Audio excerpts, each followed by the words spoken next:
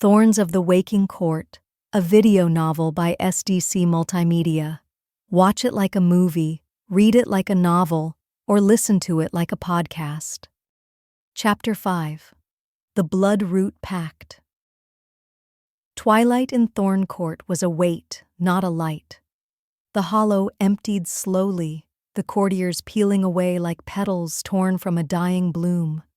Even their laughter was quieter now, sharpened into whispers, rustling behind feathered masks and thorn-wrought helms. Calla remained alone at the arena's center, the root-woven floor still warm beneath her feet. Her blood had soaked into these roots. Her breath had bent their will. She could feel it, the grove watching, not from above or below, but through the living wood beneath her skin. She was supposed to be afraid. Instead, she stood very, very still. Elias approached first. His boots made no sound against the polished obsidian. He wore his steel feather mask again, concealing whatever thoughts he carried. But when he stopped at her side, he said nothing of victory or survival. Only, "Your next enemies are already choosing their masks." Calla nodded. "Let them." The ache at her wrist pulsed beneath the moon-silk sleeve, root mark alive with a faint silver glow. It didn't hurt, it reminded.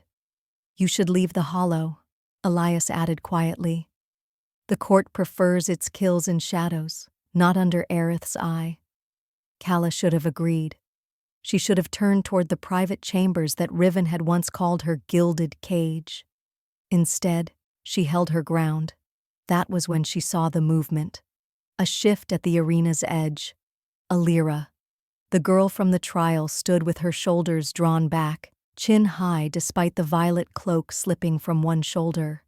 Her root scars glowed faintly beneath the sleeve. Her eyes locked on Calla's, steady, defiant. She crossed the distance between them. Elias stiffened at Calla's side, but did not stop her. Alira stopped just short of touching her.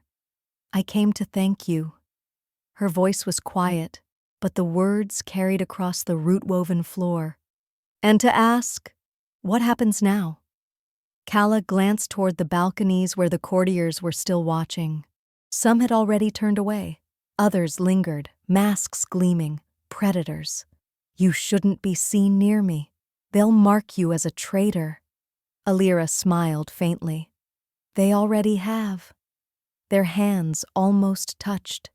The grove's pulse thrummed softly between them, silver and green, breath and bone. "Now," Calla said, steady, "we survive, together." Alira's breath shuddered. "My family won't shield me, not after you refuse to kill me. They'll see me as weak, as tainted." Calla shook her head. "Then you'll have mine." The words were dangerous, reckless.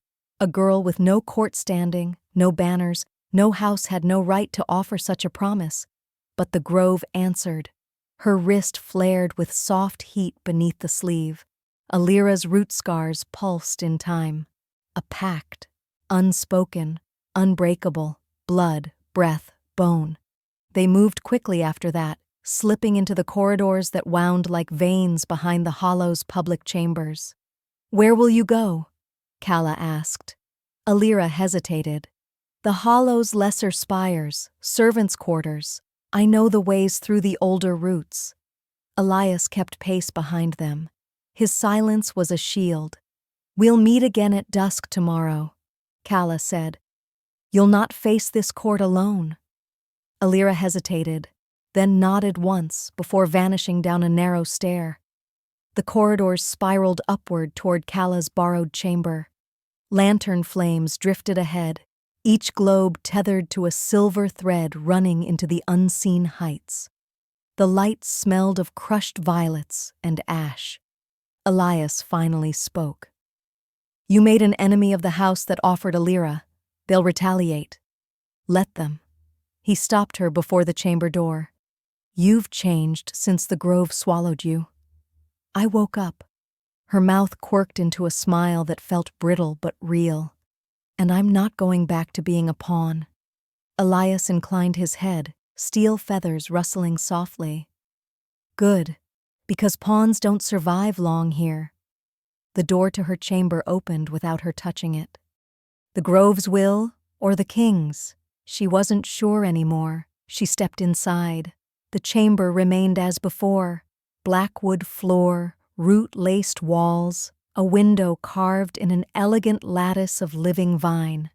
Beyond it stretched the kingdom below, silver thread bridges, misted towers, the eternal twilight sky veiled in greenish fog.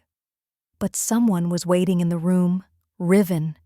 He lounged by the window, silver-stitched coat unfastened, his mirrored mask discarded beside him. His face was too beautiful, too sharp, as if carved by someone who admired danger more than grace. "You shouldn't enter uninvited," Calla said, closing the door behind her. "Neither should you defy the court's thirst for blood."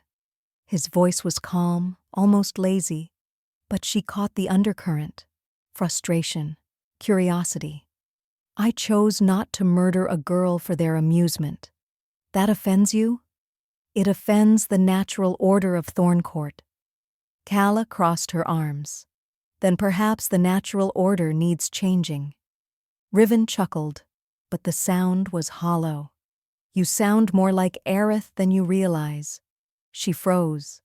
"Ah," he said, eyes gleaming.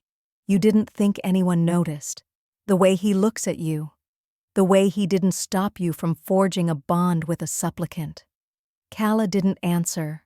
Riven stood, moving closer. "The king is fading. His touch is poison, his magic waning. The court sensed the end of his rule. And you think I'm your chance to outlast him," she said flatly. "Not just outlast." His smile turned wolfish. "Rewrite." He reached out, stopping just short of her cheek. No touch, only the threat of it. "I can give you allies," he whispered. "Power. You're clever enough to see what Aerith won't admit. Survival here isn't earned by mercy."